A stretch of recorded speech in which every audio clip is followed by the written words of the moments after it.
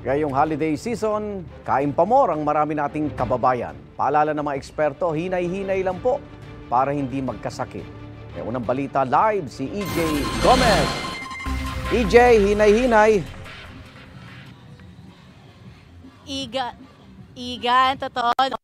Ilang linggo na nga lang, Pasko na. Marahil ang marami sa atin, no? May mga nakaplano ng lutuin sa Noche Buena. O di kaya naman, excited sa mga handang malalantakan sa iba't ibang parties.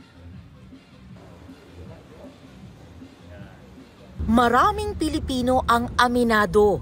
Kapag may lechon, target agad ang crispy balat.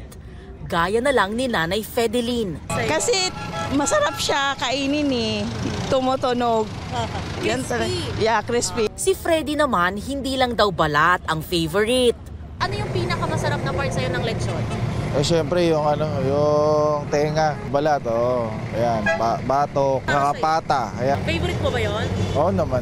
Ang plano raw nila lutuin ngayong Pasko at sa bagong taon, spaghetti, pansit, macaroni salad, lechon paksiw, sisig at crispy pata.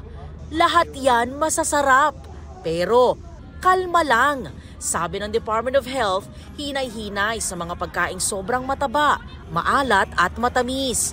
Mas mainam daw kung susundin pa rin ang pinggang Pinoy model ngayong holiday season. Kalahati ng pinggan ay dapat prutas o gulay. Mas maliit na parte naman para sa kanin o iba pang carbohydrates. At mas maliit pa sa mga karne o anumang protina. Para po sa kalusugan po. Importante kalusugan para lumakas yung katawan natin. Opo. Para sa pamilya natin at sa sarili po.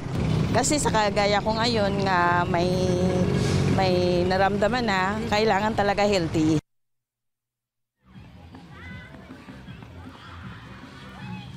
Igan, sabi pa ng mga nakausap natin, no, okay lang naman daw sa kanila kung mas masustansya mga putahe ang kanilang lulutuin. Yun nga lang, talagang challenging daw at mahirap para sa kanila na iwasan ang pagkain ng mga matataba na masasarap pa. Kaya naman kailangan daw talagang bigyan ng effort ang pag-iwas sa mga pagkain ganon, no.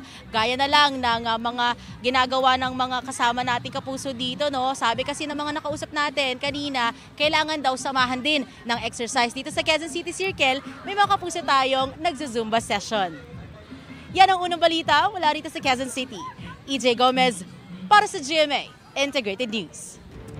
Igan, mauna ka sa mga balita, mag-subscribe na sa GMA Integrated News sa YouTube para sa iba't ibang ulat sa ating bansa.